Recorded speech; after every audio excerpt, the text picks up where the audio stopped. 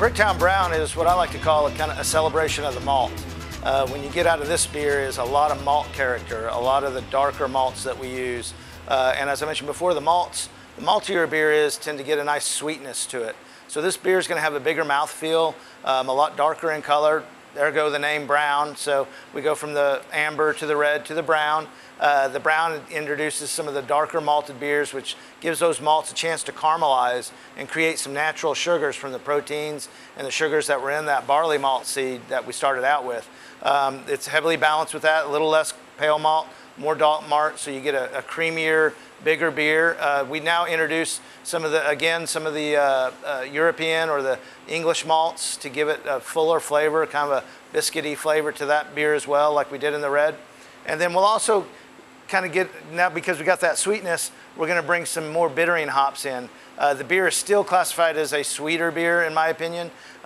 You get more malt forward flavor out of this beer than you do hop flavor.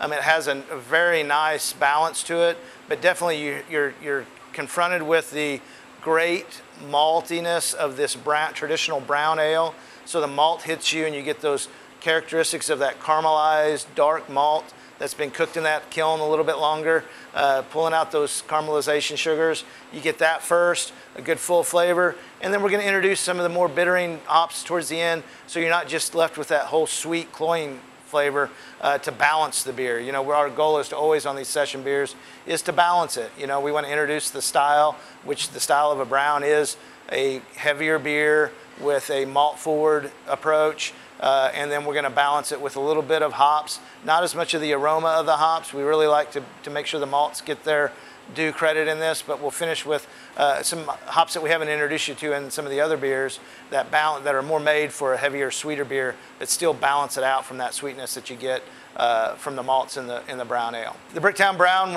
again, an homage to our area down here.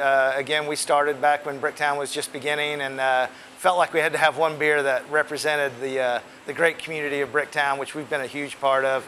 But that's, you know, probably our most fun name is just Bricktown Brown. We don't try to make it too complicated. We're in the heart of Bricktown, where Bricktown began, and we make a great brown beer, so it's the Bricktown Brown.